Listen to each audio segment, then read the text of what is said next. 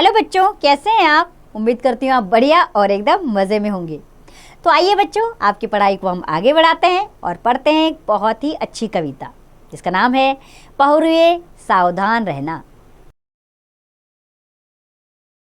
पहुरुए का अर्थ होता है बच्चों पहरेदार। तो आइए कविता को आरंभ करने से पहले उसका संक्षिप्त परिचय ले लेते हैं। बच्चों, इस कविता में कवि ने देश के रक्षकों को सतर्क किया है कि देश की स्वतंत्रता की रक्षा के लिए रात दिन सावधान रहने की आवश्यकता है। इसके लिए हमें अपने समाज को शोषण से मुक्त करके इसका पुनर्निर्माण करना होगा। नए विचारों के धनी नवयुवक यह काम कर सकते हैं। तो कवि आह्वान कर रहा है, अर्थात हमें सचेत कर रहा है कि आज जीत की रात पहुरुए सावधान रहना, खुले देश के द्वार अचल दीप समान रहना। पहुरुए यानी कि पहरेदार। माना आज जीत की रात है, अर्थात आज हम गुलामी से आज़ाद हो गए, लेकिन पहरेदारों सावधान रहना।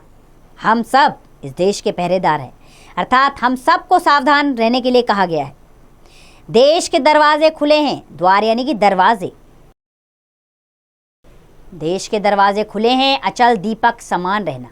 अचल यानी कि अपने जगह पर सारे दीपक, सारे इंसान एक समान बने रहना।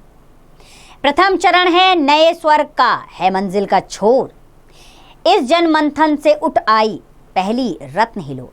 अभिशेष है पूरी होना जीवन मुक्ता डोर, क्योंकि नहीं मिट पाई दुख की विगत सांवली को। प्रथम चरण यानी कि पहला चरण, अर्थात अभी समय शुरू हुआ है। नए स्वर्ग का, अर्थात हमें नया नया अपना देश मिला है जो अब गुलाम नहीं है।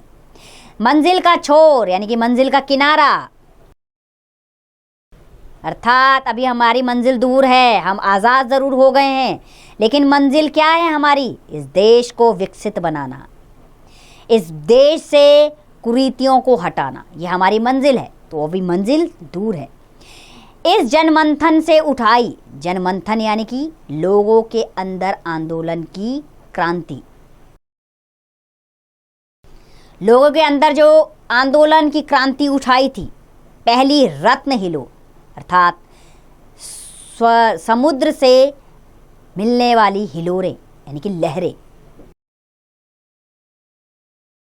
अभिशेष है पूरी होना जीवन मुक्ता डोर, क्योंकि नहीं मिट पाई दुख की विगत सांवली कोर। सांवली कोर यानी कि शाम की धुंधली काया। अर्थात इन पंक्तियों के माध्यम से कवि कह रहे हैं कि माना हमने गुलामी को तोड़ दिया और हम स्वतंत्र हो गए, लेकिन अभी हमारी मंजिल दूर है। हमने एक क्रांति जगाई थी इस देश के अंदर, जिसके कारण हमें आज़ादी मिली, लेकिन अभी पूरी आज़ादी मिलना शेष है। इस देश से हमें दुख की काली छाया को मिटाना है। देश आज़ाद ज़रूर हुआ है, लेकिन देश के अंदर अभी ऐसी कई बुराइयां हैं जिसे दूर करना है। ले युग की पतवार बबे अबुंदी महान रहना, पहुरुए सावधान रहना। कवि कह रहे हैं नवयुवकों से कि लो युग की पतवार, इस समय की पतवार यानी कि कमान, इसकी डोर संभालो। हे नवयुवकों, इस देश की डोर संभालो और बनो महान।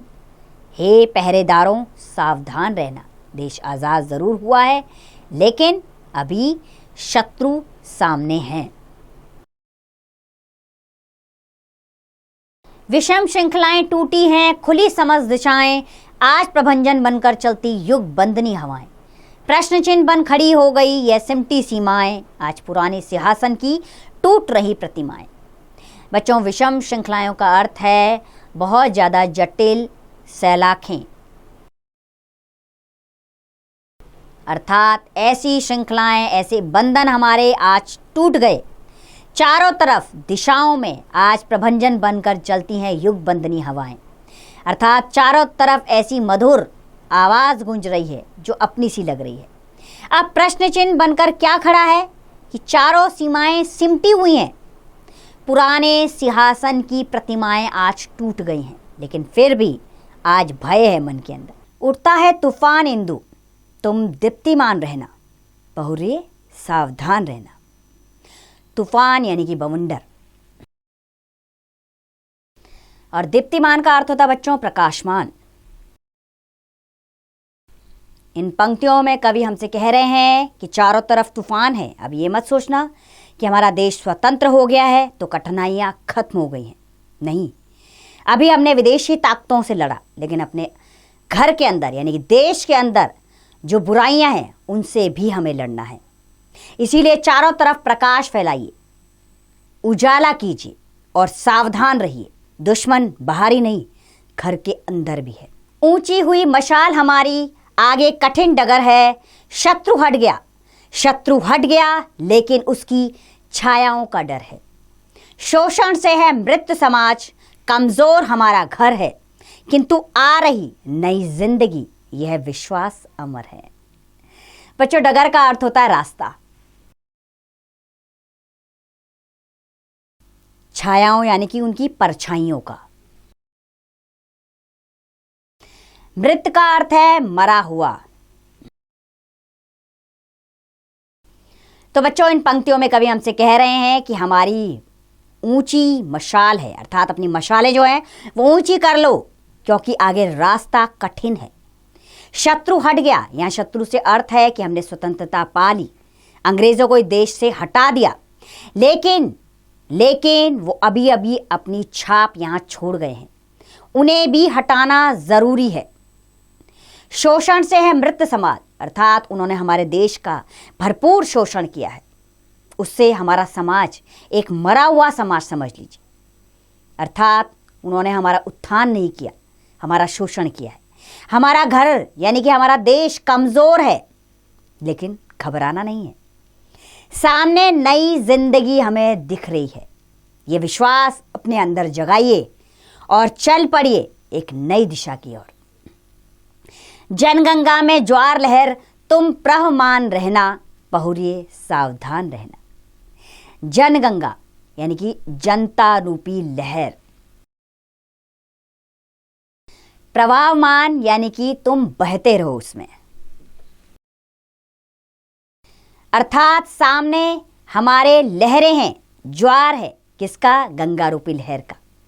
उसमें तुम बहते जाओ, लेकिन सावधान रहना, अभी शत्रुओं का डर है। विदेशी ताकतें भले ही चली गई, लेकिन देश के अंदर जो बुराइयां हैं अभी हमने उनसे लड़ना है। ये बात हमें बार बार कवि समझा रहा है। तो बच्चों, इस कविता के कवि हैं गिरिराज कुमार माथुर। आइए गिरिजा कुमार माथुर के विषय में भी जान लेते हैं। गिरिजा कुमार माथुर का जन्म 22 अगस्त 1919 में मध्य प्रदेश के ग्वालियर जिले के अशोकनगर कस्बे में हुआ था। वे कवि, नाटककार और समालोचन के रूप में जाने जाते हैं। उनकी प्रमुख काव्य रचनाएं हैं धूप के धान, नाश और निर्माण, मंजीर, शिलापंख चमकीले, जो बन नहीं सका, मैं वक्त के सामने हूँ, जन्म कैद, सीमाएं और संभावनाएं आदि। उनका निधन 10 जनवरी 1994 में हुआ। तो बच्चों, ये थे गिरिजा कुमार माथुर, जिन्होंने हमारे सामने एक बहुत ही रोचक कविता रखी, जिसके माध्यम से उन्होंने हमें समझाया कि हमारा देश विदेशी ताकतों से लड़कर आज़ाद तो हो गया है, लेकिन घर के अंदर अभी भी कई बीमारियां या बुराइयां मौजूद है, जिनसे हमें लड़ना है और जिसके लिए हमें एक औषधि की आवश्यकता है। जो कौन बन सकता है? नवयुवक एक औषधि का काम कर सकते हैं और इस देश के अंदर नव चेतना का निर्माण कर सकते हैं। तो उम्मीद करती हूँ बच्चों, ये कविता आपको अच्छी लगी होगी। अब इसका अभ्यास कार्य आप स्वयं कीजिए।